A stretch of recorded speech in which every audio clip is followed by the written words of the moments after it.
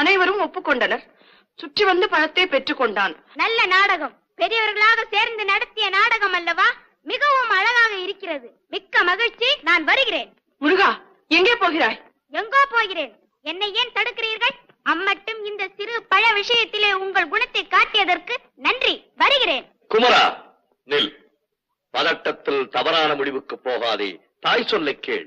கேட்க மாட்டேன். தலைப்பிள்ளை தான் செல்ல பிள்ளை, இளைய பிள்ளை எடுப்பார் கைப்பிள்ளை என்று காண்பித்த உங்களுடன் இனி ஒரு கணமும் இருக்க மாட்டேன். எங்களை விட்டு எங்கே போகிறாய்?